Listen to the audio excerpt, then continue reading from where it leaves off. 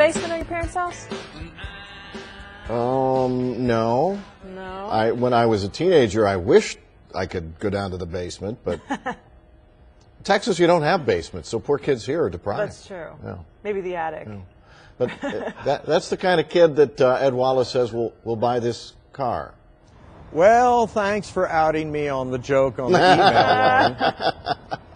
Of course, there aren't many street racers sold in America to this day. Back in the 90s, a lot of people in the Honda Civic still had a double wishbone suspension all the way around. Young people buy them and go soup them up and be racing around the streets of Dallas-Fort Worth. When the Civic went to the McPherson strut suspension, they tended to migrate over to the Lancer Mitsubishi. In fact, the Lancer Evolution is the other competitor to the Subaru WRX, but that's going to go away.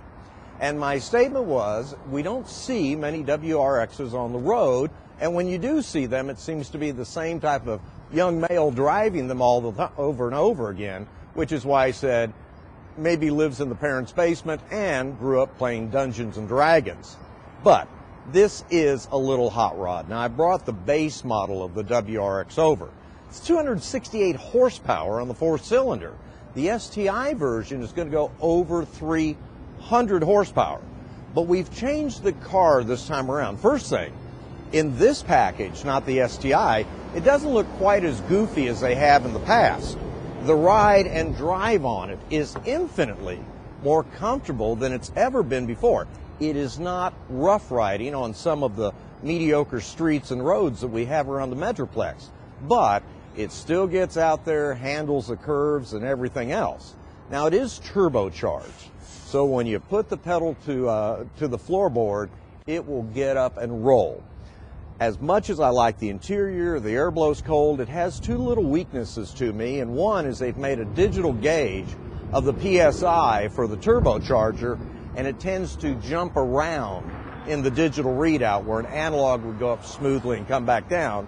And secondly, the radio badly needs improvement, although you can get an expensive upgrade radio, which would certainly be my suggestion on this vehicle.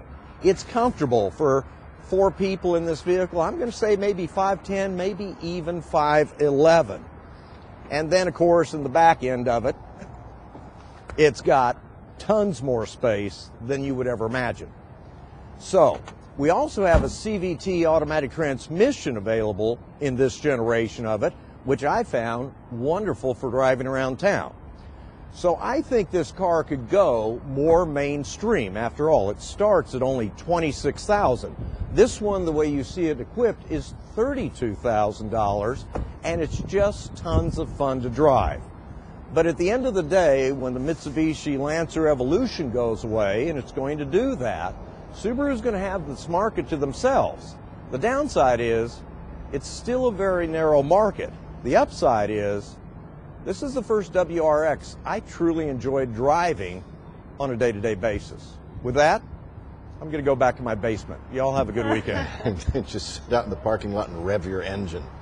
Ed's on the radio, 570 KLIF. Tomorrow is Car Column in the Saturday, as in tomorrow, Fort Worth Star-Telegram.